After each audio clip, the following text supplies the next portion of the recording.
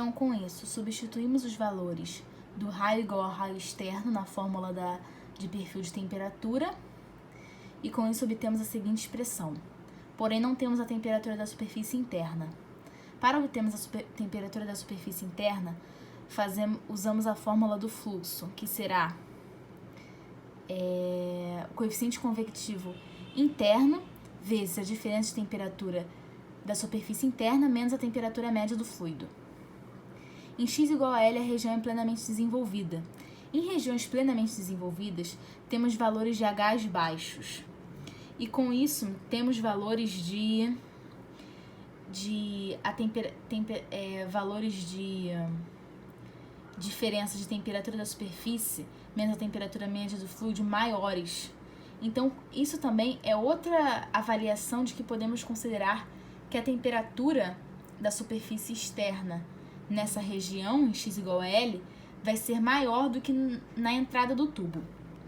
Então, com isso usamos a fórmula do fluxo, que o fluxo em L, ele vai ser a temperatura da superfície interna em L, menos a temperatura média do fluido de saída, vezes o coeficiente convectivo. E igualamos isso a taxa volumétrica vezes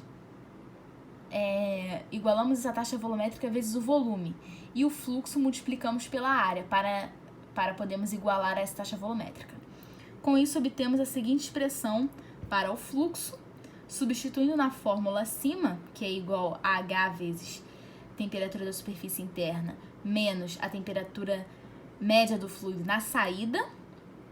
Então, obtivemos a seguinte expressão para a temperatura da superfície interna na saída,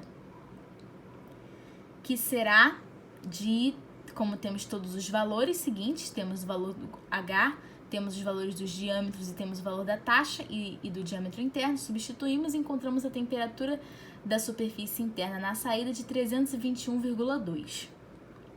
Como temos a temperatura da superfície interna na saída, podemos substituir na fórmula de perfil de temperatura.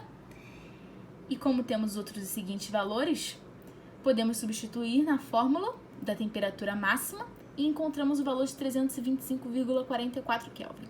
Observações. A condutividade, essa condutividade usada no perfil de temperatura, é a condutividade do aço, não a condutividade do fluido. A condutividade do fluido ela foi usada para calcular o número de Reynolds e o número de Nusselt. Então, obtivemos esse seguinte valor para a temperatura máxima, que será no raio externo, porque é a região isolada e é a última região a ceder calor, diminuir sua temperatura, e será em x igual a L, porque é a região plenamente desenvolvida que temos valores mais baixos de coeficientes convectivos e com isso temos valores de TS menos TM maiores.